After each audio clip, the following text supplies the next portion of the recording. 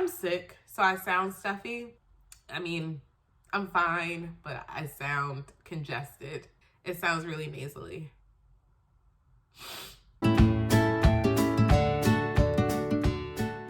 In the Washington, D.C. area and doing resumes for umpteenth years, I've gotten a lot of requests to do federal government resumes, which is great. I have like a whole different topic on that. But if you have never had government experience, you don't have military background, or somebody in the department telling you to apply for this position, then the chances of you actually getting a position in the federal government is slim to none. So what we're here to talk about today is how to become a federal government contractor.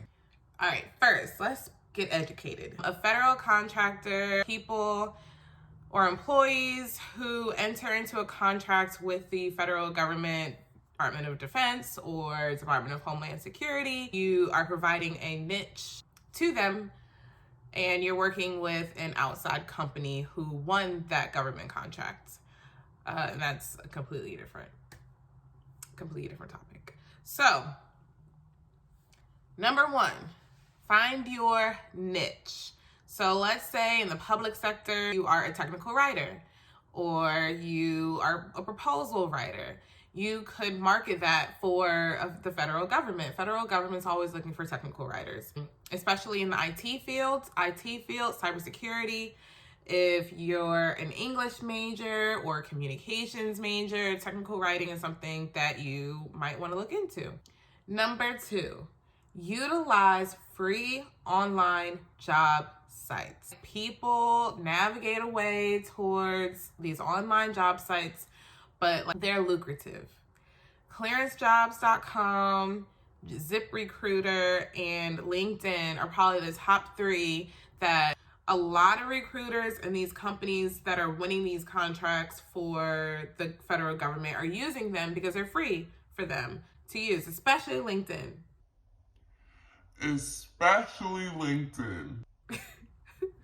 Number three, if you are new to this, it is important to find a company that will pay for your security clearance. You do have an option of paying for it yourself, but I would not recommend that. Don't do that. I would search for a company who is willing to pay for it. When you're searching for federal government positions, look for positions where it specifically states that they will pay for your security clearance. The way to look for this is when you're looking through the requirements, if it says top secret required in all caps and nothing else around it, 9 times out of 10, they are looking for you to come in with a top secret. If it says secret preferred, that means that they're willing to pay for it. That means that the government wants you to have a secret clearance. The company is willing to sponsor you to get that clearance. If it says we'll sponsor your clearance, they'll pay for your clearance. If you can't find it while you're searching for a job, then you can negotiate that when you're going through the hiring process. Number 4, apply and follow up. This applies to anything, not just applying to federal government positions, federal contract positions, but when you apply to a position, follow up. Be a pester. It's okay. You don't know how many people are in the recruiter's inbox or in the hiring manager's inbox. So I always recommend that this is the time to be a nag. My recommendation is after you hit send to wait a day, follow up with an email. If you don't hear anything, you can wait a week and follow up with a phone call. Especially on LinkedIn. On LinkedIn, jobs that are posted is usually connected to a recruiter. So it's easy to get in contact with a recruiter right then and there. You can send them a message on LinkedIn. They're trying to staff a position, so they do not feel overwhelmed or bombarded by your requests. It actually shows that you are very interested in this position. So do it. Don't think you're being annoying. Matter of fact, be annoying. It's okay. Number 5, negotiate. This also applies for anything, not just federal contract jobs, but negotiate. Once they come back and they say, we're interested in moving forward with the hiring process, make sure you get your clearance sponsored and make sure you get the money that is owed to you.